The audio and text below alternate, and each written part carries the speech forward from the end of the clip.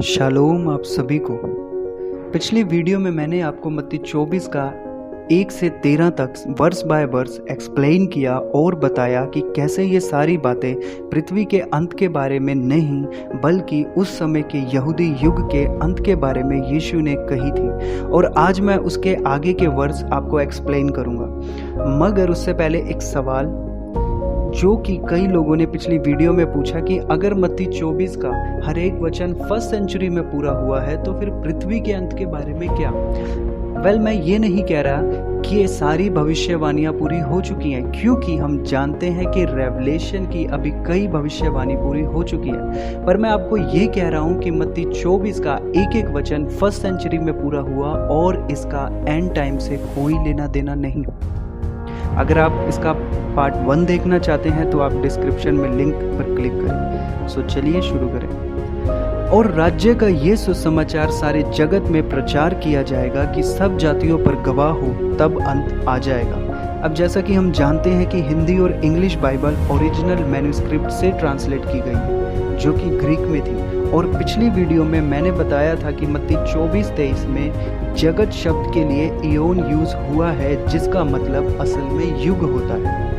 मगर मत्ती 24:14 में जगत के लिए इयोन या फिर कॉस्मोस यूज नहीं किया गया, बल्कि मत्ती ने गोस्पल को लिखते समय बड़े ध्यान से जो यहाँ पर शब्द यूज किया है वो है ओके मेने, जो कि रोम के लिए या फिर रोमी साम्राज्य के लिए यूज होता है, जिसका शासन यीशु मसीह के टाइम में था और जिस राज्य पर चेले गवाह ठहरे थे प्रचार और सुसमाचार के कारण। और मरकुस 13 का 10 में कुछ इस तरह लिखा है कि सुसमाचार का प्रचार सारी जातियों में होगा। यहाँ जातियां लिखा गया है, ना कि पूरा जगत। अगर आप पढ़े प्रेरितों के काम 1 का 8, जो कि ये कहता है कि जब पवित्र आत्मा तुम पर आएगा तब तुम सामर्थ पाओगे और यरूशलेम, सारे यहूदिया, सामरिया में और पृथ्वी के छोर तक मेरे गवाह होगे। इसका मतलब ये है कि जैसे ही पवित्र आत्मा आएगा, प्रचार पहले यहूदियों में, फिर सामरिया में और फिर कई सारी जातियों में किया जाएगा और मसीह लोग इसके गवाह ठहरेंगे। अब बाइबल से कुछ वचन देखते हैं कि कैसे ये वचन पूरा हुआ। प्रेरितों के काम 2 का 5 से 11 बताता है कि कैसे पेंतेकोस्टल के दिन जब हजारों यहूदी जो कि अलग अलग प्रांतों से यरूशलेम में आए हुए थे और पवित्र आत्मा चेलों पर उतरा, तो वे लोग अपनी ही भाषा में परमेश्वर की बड़ाई सुनते थे और उस दिन 3000 लोग विश्वास में आ गए। और प्रेरितों के काम आगे बताता है कि उसके बाद कैसे प्रतिदिन प्रचार इतना जोरों शोरों पे था कि चर्च में हर दिन नए विश्वासी जुड़ते जा रहे थे और चर्च बड़ा होता जा रहा था। बाइबल के चारों सुसमाचार भी मंदिर के विनाश से ही पहले, जो कि 70 एडी में हुआ, उससे पहले ही लिखे गए और यहूदिया और सामरिया में इनकी प्रतिलिपियां दूसरे मसीहों में भी बांटी गई। और बाइबल में और भी वचन हैं जो बताते हैं कि कैसे सुसमाचार का प्रचार पहले यहूदिया में, फिर सामरिया में और उसके बाद दुनिया के छोर तक हुआ। अगर आप पढ़ें रोमियो 1 का 8, 10 का 18, 16 का 25 और कुलूसियों 1 का 23, जहां हम देखते हैं कि कैसे पौलुस परमेश्वर का धन्यवाद देता है और बताता है कि यीशु का प्रचार पूरी दुनिया में पूरे जोरों शोरों पर है और कैसे उनके विश्वास की धूम हर जगह मची हुई है। स्तिफनुस की शहीदी के तुरंत बाद पौलुस विश्वास में आ जाता है, जो कि अन्य जातियों तक परमेश्वर का वचन पहुंचाता है। थोमा के द्वारा कैसे खुदा ने इंडिया के लोगों के लिए प्रचार का काम करवाया। पतरस भी लिदिया और दूसरी जगहों पर भी प्रचार यात्राएं करता है। फिलिपुस एशिया माइनर और साउथ अफ्रीका के कई हिस्सों में प्रचार यात्राएं करते हैं। मत्ती सुसमाचार को लिखने के दौरान पर्शिया में प्रचार करते थे। शिमोन ज़ीलट ने अफ्रीका और पर्शिया और ब्रिटेन के कई हिस्सों में प्रचार यात्राएं की। मत्ती, जो कि यहूदा इस्करियोती की जगह आया, उसने सीरिया के कई इलाकों में प्रचार किया था। लूका भी इसके बाद अदर कंट्रीज में प्रचार करने के लिए गए। यूहन्ना ने 7 कलीसियाओं का गठन किया, जिसका जिक्र हम रेवलेशन में पढ़ते हैं, जो कि एशिया में थी।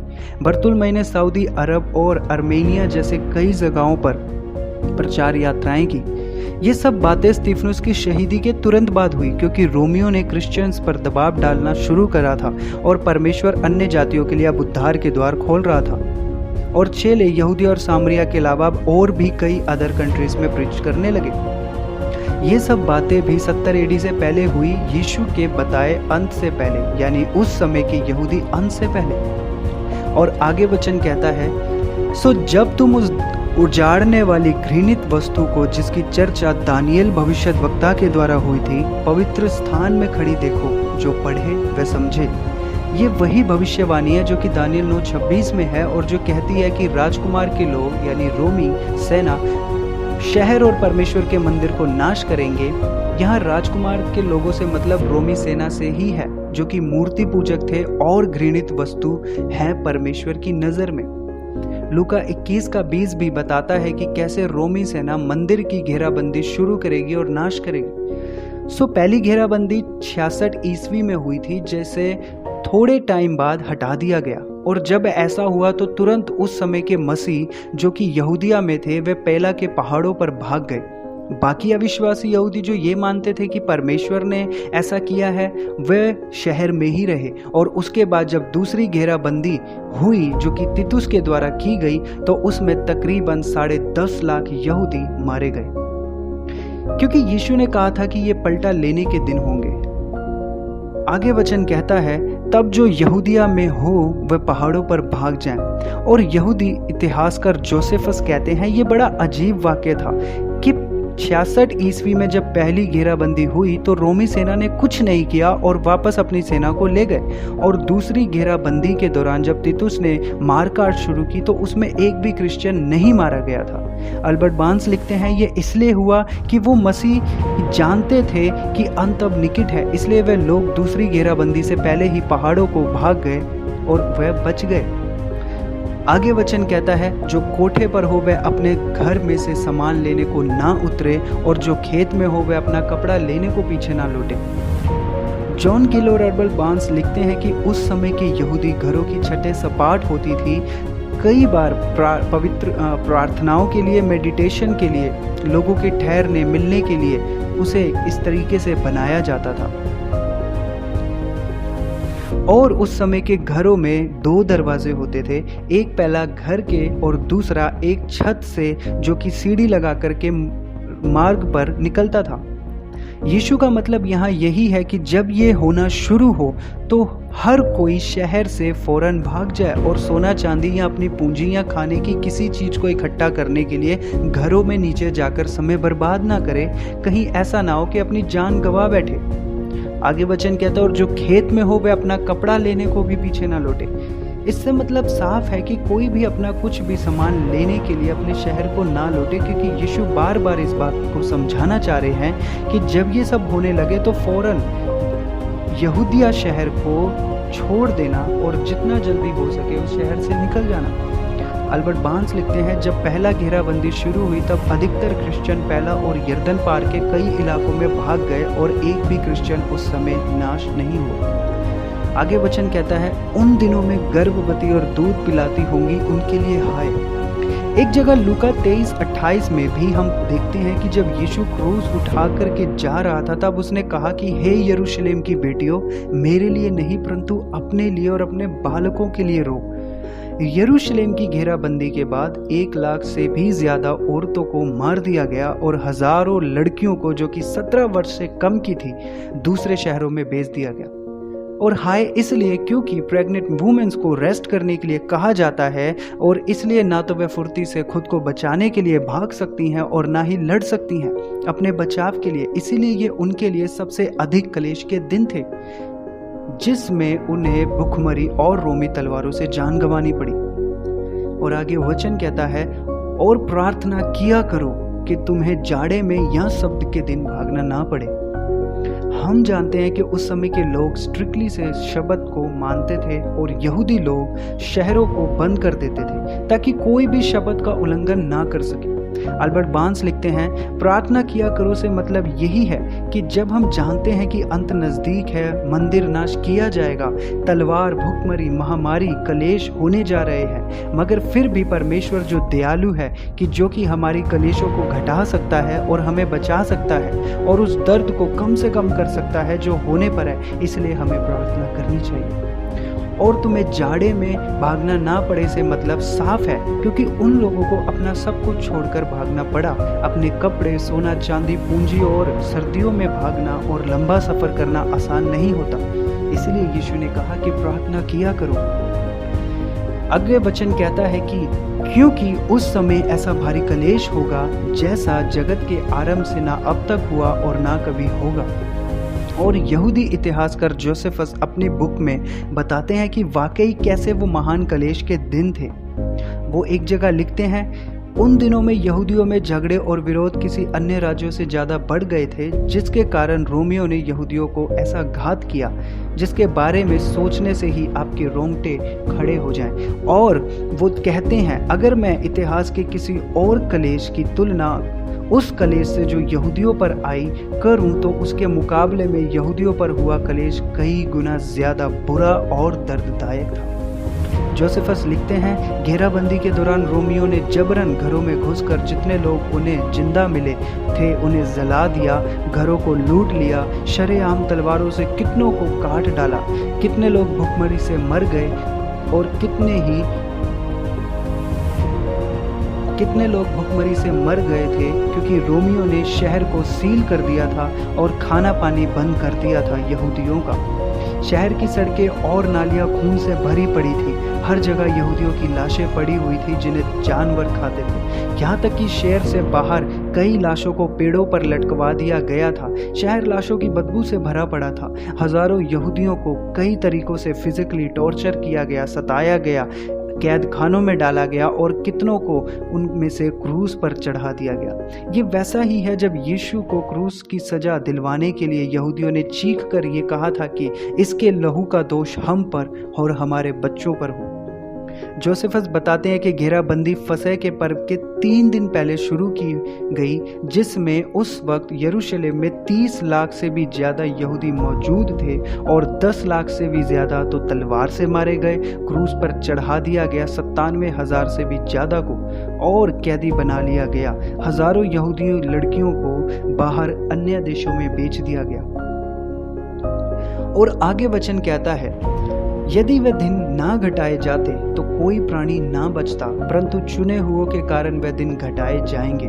और इतिहासकार जोसेफस बताते हैं कि शहर की घेराबंदी पूरे 4 साल चली, जो कि 66 ईस्वी से लेकर 70 ईस्वी तक। और इस टाइम के दौरान कोई भी ना तो शहर से बाहर जा पाया और ना ही अंदर आ पाया। कई लोग मारे गए और बाहर बेच दिए गए और कई लोगों रोमियों ने बंदी बना लिया और कई लोग भुखमरी से मर गए। जॉन गिल लिखते हैं, इसका मतलब यही है कि यदि शहर की घेराबंदी और अधिक चलती तो एक सिंगल यहूदी भी उस समय नहीं बच पाता। वो सबके सब भुखमरी से या तो कलेशों से या सतावों से मर जाते। परंतु कई जिन्होंने कैद खानों में डाल दिया गया घेराबंदी के दौरान, या फिर वे लोग जो पहाड़ों पर भाग गए थे, उनको बचाने के खातिर, उनके वंश आगे बढ़ाने और उनके द्वारा प्रचार फैलाने के कारण परमेश्वर ने ऐसा किया। और फिर 70 ईस्वी में यहूदियों ने आत्मसमर्पण कर दिया और रोमियों के आगे और घेराबंदी को हटा दिया गया और कैदियों को छोड़ दिया गया। आगे वचन कहता है, देखो मैंने पहले ही तुमसे ये सब कह दिया है। और यीशु ने उन्हें ये सब इसलिए बताया था कि जब ये बातें हो तो वे घबराए नहीं, बल्कि खुद को बचा सके, हिम्मत रख सके, क्योंकि ये सब होना तय है। मत्ती 24:26 कहता है, इसीलिए यदि वे तुमसे कहे देखो वे जंगल में है तो बाहर ना निकल जाना, और देखो वे कोठरियों में है तो विश्वास ना करना। और हमने पिछली वीडियो में एक्सप्लेन किया था कि कैसे उस समय बथेरे झूठे नबी मसीहों के बीच थे जो लोगों को परमेश्वर के नाम में भरमा करके रेगिस्तानों और कई और जगहों पर, कोठरियों पर ले गए, जहां पर वे या तो मारे गए या फिर उनमें से कईयों ने ठोकर खाई। आगे वचन कहता है, क्योंकि जैसे बिजली पूर्व से निकलकर पश्चिम तक जाती है, वैसे ही मनुष्य के पुत्र का भी आना होगा। बाइबल में बिजली इस बात को दिखाती है कि परमेश्वर का न्याय शीघ्रता से आएगा। यहाँ बिजली से मतलब परमेश्वर का न्याय है। अल्बर्ट बार्न्स लिखते हैं, उस समय शहर में दाखिल होने के लिए करीब 4 से 6 दरवाजे थे और रोमन सेना पूर्वी दरवाजे से शहर में दाखिल हुई थी और पश्चिम तक घात करती गई थी, जैसा बिजली पूरब से पश्चिम तक चमकती है। और हर यहूदी ने इस बिजली यानी परमेश्वर के न्याय को जो उन पर आया था अपनी आंखों से देखा था। आगे वचन कहता है, जहां लौत हो वहां गिद्ध इकट्ठे होंगे। ये वचन यिर्मयाह 7:33 से काफ़ी मिलता जुलता है, जिसमें यिर्मयाह ने भी यहूदियों के विनाश के लिए ऐसी ही प्रोफेसी की थी जो कि पूरी हुई जब बेबीलोन ने यहूदियों को कैदी बना लिया था। और अब ये फिर से रोमन सेना द्वारा हो रहा था। गिद्ध या बाज से मतलब रोमियो से है, जो कि अपनी झंडों पर बाज के निशान का इस्तेमाल करते थे और वे बाज भी पालते थे जो कि लाशों को ढूंढने में उन्हें मदद करती थी, क्योंकि घेराबंदी और खाने की किल्लत की वजह से रोमियो के शहरों में घुसने से पहले ही यहूदियों के बीच लड़ाइयाँ थी और उन्होंने एक दूसरे को मारना शुरू कर दिया था।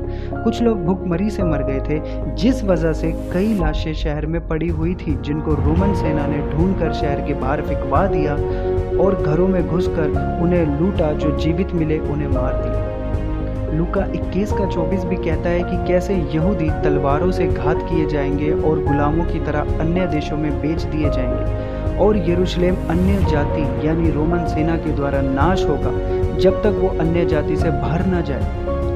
आगे वचन कहता है, उन दिनों के कलेश के बाद तुरंत सूर्य अंधियारा हो जाएगा और चांद का प्रकाश जाता रहेगा और सारे तारे आकाश से गिर पड़ेंगे और आकाश की शक्तियां हिलाई जाएंगी। और यहाँ सूरज, चांद और तारे या फिर आकाश की शक्तियों से मतलब असलियत में सूरज, चांद और तारों से नहीं है। भविष्यवाणी हमेशा सिंबॉलिक या चिन्हों में होती है।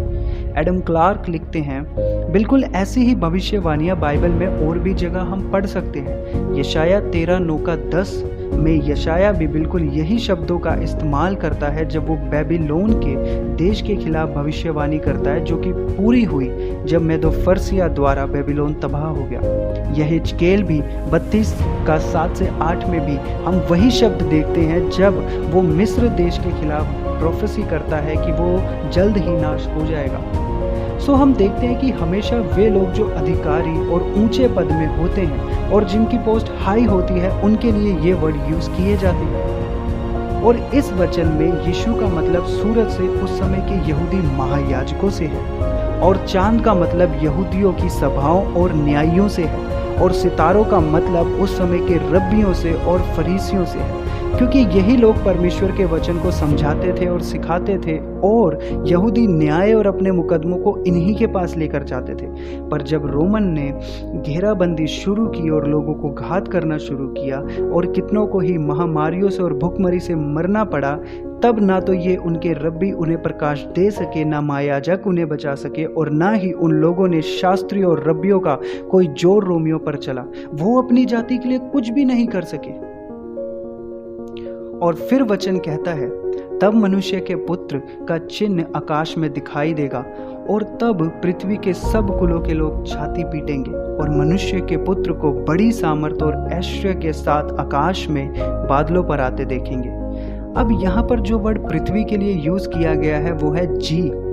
इसका मतलब पूरी दुनिया से नहीं होता, बल्कि शहर या फिर राज्य से होता है, जो कि उस समय इजराइल था। बिल्कुल यही वर्ड मत्ती 2:20 में भी इस्तेमाल किया गया है, जहां स्वर्गदूत सपने में यूसुफ से कहता है कि वो वापस यीशु को लेकर इजराइल चला जाए। और बादलों पे आने का मतलब यहाँ यीशु के दूसरे आगमन से नहीं है। बादल से मतलब न्याय यानी जजमेंट से है, क्योंकि परमेश्वर खुद न्याय बनकर रोमी सेना के द्वारा यहूदियों पर आया था। इतिहासकार जोसेफस लिखते हैं, जार महीने के 20वें दिन यानी पेंतेकोस्टल के पर्व के दौरान एक बहुत अजीब घटना हुई थी, जिसे अगर किसी को बताया जाए तो उसको ये सब एक काल्पनिक कहानी लगेगा, क्योंकि ऐसा होना उन दिनों में बड़ी अजीब बात थी। क्योंकि सूरज अस्त होने से कुछ पल पहले कई सारे रथों और स्वर्गदूतों की सेनाओं को आकाश में एक जगह से दूसरी जगह बादलों के बीच भागते हुए देखा गया। और फिर रात के समय में जब महायाजक भीतरी मंदिर के पवित्र आंगन में जाता है, उस समय उन्होंने एक बहुत बड़ी आवाज़ सुनी, जिसमें से कई सारे लोगों की आवाज़ वेदी के पास से आ रही थी और मानो कह रही थी चिल्ला चिल्ला कर कि हमें हटा दे। दानिएल 7 का 13 से 14 बताता है कि मसीहा बादलों पर आएगा और एक राज्य की शुरुआत करेगा जिसका फिर कभी अंत ना होगा। और हम सब जानते हैं कि क्रिश्चियनिटी की शुरुआत 1st सेंचुरी में हुई जब पुराना मंदिर नाश किया गया और अब हम नए मंदिर और नया इज़राइल है, उसका नया राज्य है जिसका महायाजक खुद यीशु है और हर वो इंसान जो मसीह पे ईमान लाता है। और इस राज्य का अब अंत नहीं जिसके लिए मसीह आ रहा है दोबारा से। आगे वचन कहता है, वह तुरही के बड़े शब्द के साथ अपने दूतों को भेजेगा और वह आकाश के इस छोर से उस छोर तक चारों दिशाओं से उसके चुने हुओं को इकट्ठा करेंगे। अब ध्यान दें, यहाँ हम कहीं भी मुर्दों के जी उठने या मसीहों से बादलों पर मिलने का जिक्र नहीं पढ़ते, जिसे हम रैप्चर कहते हैं, जो कि यीशु की सेकंड कमिंग पर होगा। इसका मतलब यहाँ ये बातें पृथ्वी के अंत के बारे में नहीं और सेकंड कमिंग के बारे में नहीं थी। यहाँ पर ध्यान दें, स्वर्ग दूतों के जगह दूतों शब्द यूज किया गया है, जिसका मतलब हमेशा स्वर्ग दूतों से नहीं होता, बल्कि कई बार परमेश्वर के चुने हुए नबी या लीडर से होता है। बाइबल में यूहन्ना बपतिस्मा दाता को भी प्रभु का दूत कहा गया है, जो कि प्रभु के आगे आता है। और उस समय के दूत यानी प्रेरित और कलीसिया के लीडर्स हैं, जिन्होंने यहूदा शहर के चारों दिशाओं में रह रहे सभी मसीहों को इन्फॉर्म किया, उन्हें सूचित किया, उन्हें बताया कि वे पहाड़ों पर भाग जाएं, शहर को छोड़ दें, क्योंकि शहर का अंत और नाश किया जाना निकट है और परमेश्वर यीशु का वचन पूरा होना निकट है। लूका 21 का 31 कहता है, जब ये बातें होती दिखें तो अपना सर ऊपर करना, क्योंकि तुम्हारा छुटकारा निकट है। इसका मतलब ये नहीं कि स्वर्ग से प्रभु उतरेगा, बल्कि ये तुम्हारा छुटकारे का मार्ग, तुम्हारे भागने का मार्ग तुम्हारे सामने रखा गया है। तुम उस मौके का फायदा उठाना और शहर से भाग जाना, क्योंकि दूसरी घेराबंदी के बाद वो शहर नाश किया गया था। आपने देखा कि हर एक वचन जो यीशु ने अपने चेलों से मत्ती 24 में कहा वो कैसा पूरा हुआ और कैसे ये बातें उस समय की यहूदी युग के अंत के बारे में ही थी और उस महान कलेश के बारे में थी। अगली वीडियो में मैं आपको इसके आगे के वर्स भी एक्सप्लेन करूंगा। Till then shalom.